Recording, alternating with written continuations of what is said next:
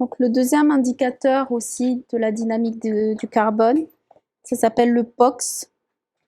Ça permet de mesurer le pool de carbone labile dans le sol. Donc c'est le carbone directement accessible, enfin minéralisable par les organismes du sol. Donc pour ça, on va préparer une solution à base de permanganate de potassium. C'est notre solution oxydante.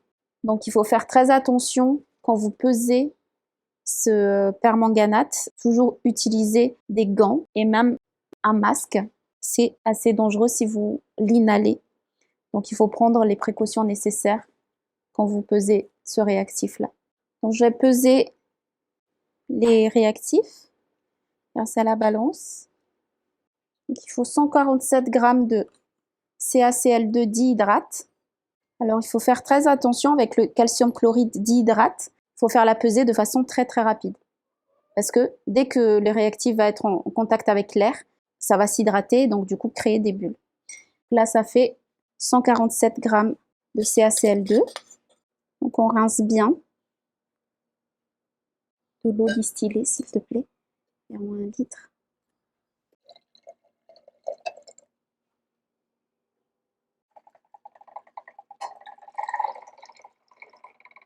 On remplit, on agite. On ne chauffe pas. C'est normal si des fois vous touchez votre bécher et qu'il y a de la chaleur parce que le CaCl2 dégage de la chaleur. Vous voyez, c'est bien mélangé, c'est bien homogène. On est passé de la couleur blanche à maintenant translucide. Alors là, c'est fait, c'est bien mélangé. Je récupère le barreau aimanté et on le rince bien.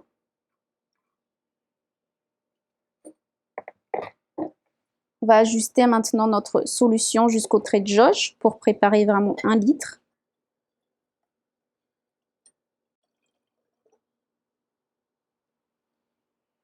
On ajuste au trait de jauge.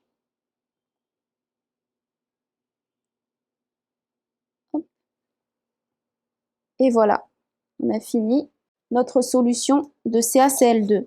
Donc très important de marquer ce que c'est pour la suite. Donc on mélange bien.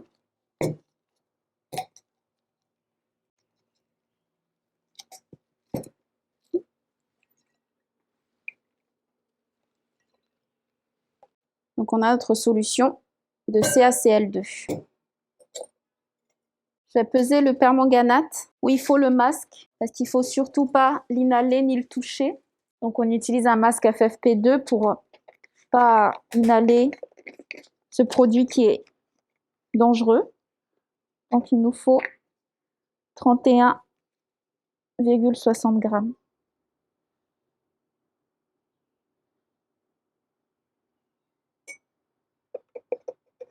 1 virgule près.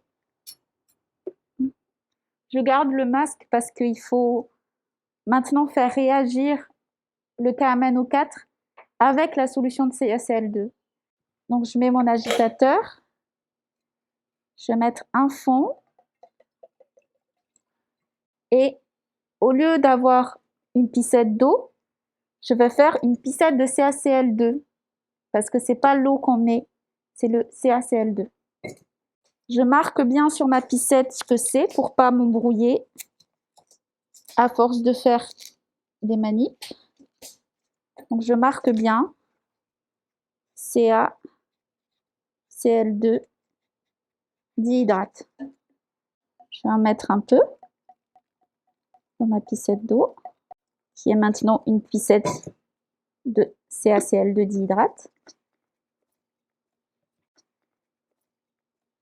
Je garde mon masque et je transvase.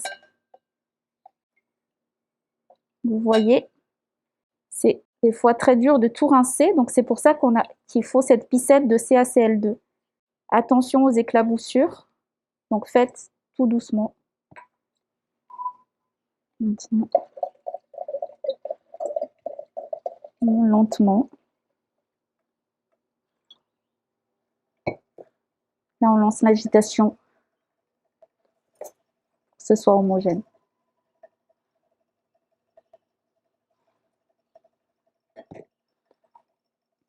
Donc vous voyez là, il n'y a aucun moyen de savoir si ça s'est dissous ou pas.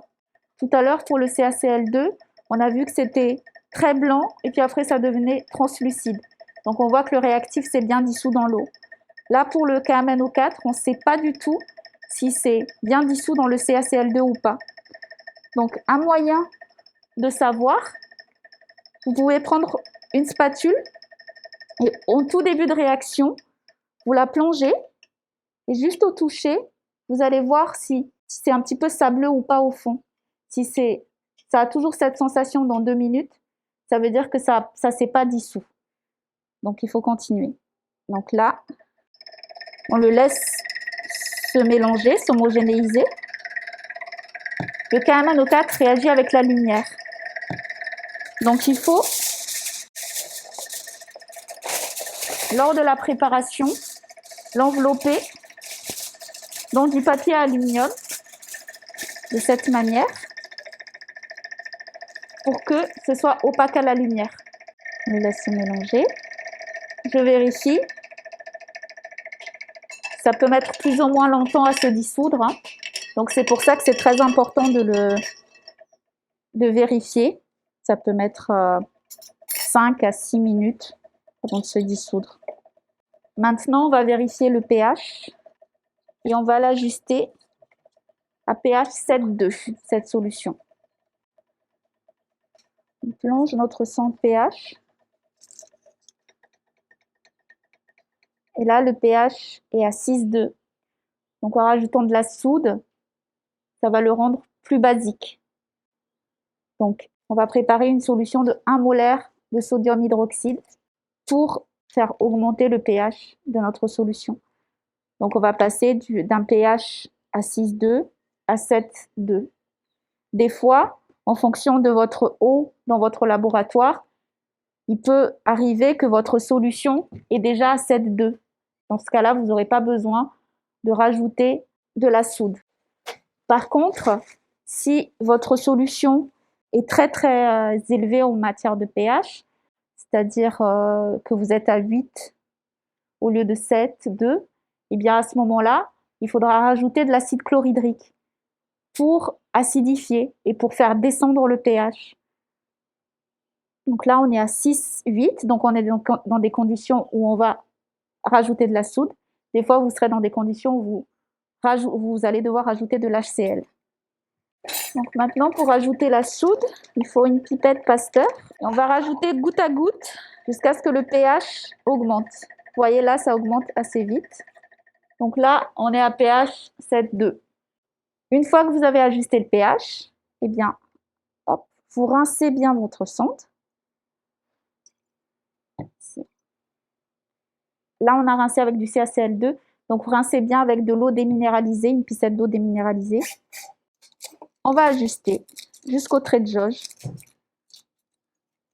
comme on a fait pour préparer les autres solutions. Vous faites bien attention.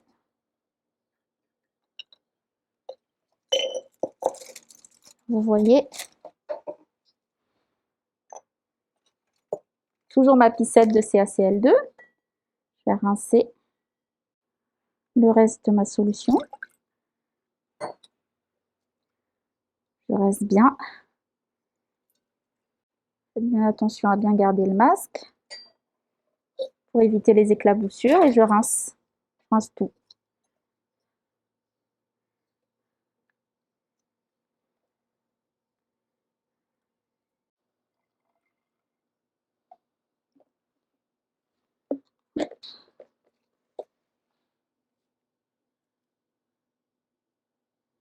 Il reste très peu, donc s'il en reste très peu, je prends une pipette Pasteur. Je vais prendre les dernières petites gouttes et je vais ajuster de cette manière. Et voilà, ça tombe vraiment pile poil à 1 litre de solution. Donc cette solution de KMNO4, c'est notre solution oxydante pour le POX, mesurer le carbone, la bile du sol.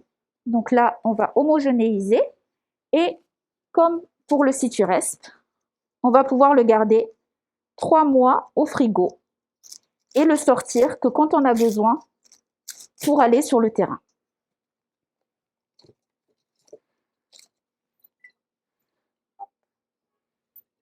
On homogénise et on transvase dans une bouteille et on va le mettre au frigo. Vous faites bien attention avec cette solution de mettre l'aluminium parce que ça réagit avec la lumière. Et là, pareil, on va le garder au frigo et ressortir qu'une petite partie, ce dont vous avez besoin pour le terrain.